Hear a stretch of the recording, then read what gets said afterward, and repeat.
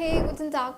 ഇന്ന് നമുക്ക് കുറച്ച് സെന്റൻസ് എന്ന് വെച്ചാൽ നമ്മൾ ഈ ഷോപ്പിങ്ങിനൊക്കെ പോകുന്ന സമയത്ത് നമ്മൾ യൂസ് ചെയ്യുന്ന കുറച്ച് സെന്റൻസ് ഇല്ലേ, അതൊക്കെ എങ്ങനെ ജർമ്മനിൽ പറയുന്നത് നോക്കിയാലോ. How much does it cost എന്താണ്, അതിന് എത്ര രൂപയായി എന്ന് നമ്മൾ ജർമ്മനിൽ എങ്ങനെ പറയും? വി ഫീൽ കോസ്റ്റഡ് എസ്. വി ഫീൽ കോസ്റ്റഡ് എസ് എന്നാണ് നമ്മൾ ജർമ്മനിൽ പറയുന്നത്. എന്ത്? How much does it cost എന്ന് നമ്മൾ വി ഫീൽ കോസ്റ്റഡ് എസ് എന്നാണ് പറയുക. And next, do you have this in another colour? അതെങ്ങനെ നമ്മൾ ജർമ്മനിൽ പറയും? ഹാബൻ സി ദാസ് ഇൻ eine anderen Farbe. Haben Sie das in einer anderen Farbe? എന്താണ്? Do you have this in another colour? എന്ത്? അത് വേറെ ഏതെങ്കിലും കളറിലുണ്ടോ എന്ന് നമ്മൾ ചോദിക്കണം, ജർമ്മനിൽ ചോദിക്കണം. അത് ഇങ്ങനെയാണ്. And next, can I pay with credit card? Can I pay with credit card എന്ന് നമ്മളെങ്ങനെ ജർമ്മനിൽ പറയും?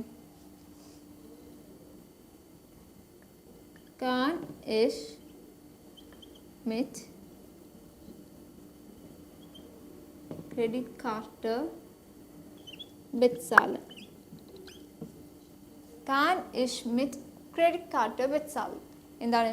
Can I pay with credit card? അപ്പം അതിൻ്റെ ജർമ്മൻ എന്താണ്? Kann ich mit Kreditkarte bezahlen? Okay. Next, I am looking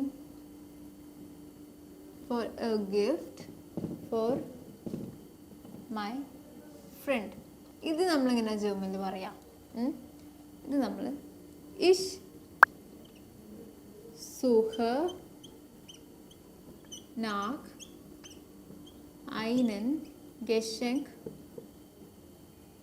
für mein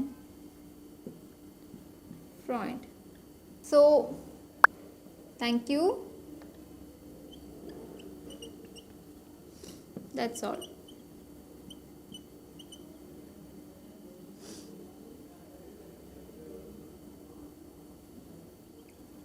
Danke.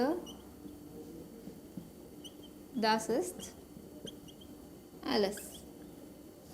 അപ്പോൾ നമ്മൾ എന്തായാലും ഒരു ഷോപ്പിലൊക്കെ പോയിട്ട് സാധനങ്ങളൊക്കെ വാങ്ങി കഴിയുമ്പോഴത്തേക്കും ഇറങ്ങുമ്പോൾ നമ്മൾ എന്തായാലും അവരോട് താങ്ക് യു പറയും.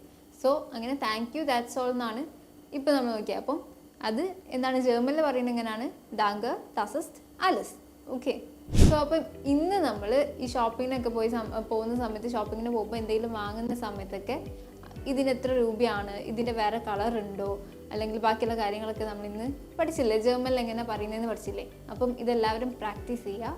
എന്തെങ്കിലും ഡൗട്ട് ഉണ്ടെന്നുണ്ടെങ്കിൽ കമൻറ്റ് ബോക്സിൽ കമൻറ്റ് ചെയ്യുക, ഞാനത് എക്സ്പ്ലെയിൻ ചെയ്ത് പറഞ്ഞു തരും. അപ്പം ഇതേപോലെയുള്ള വീഡിയോസിന് വേണ്ടിയിട്ട് ഞങ്ങളുടെ പേജ് ഫോളോ ചെയ്യുക. So by.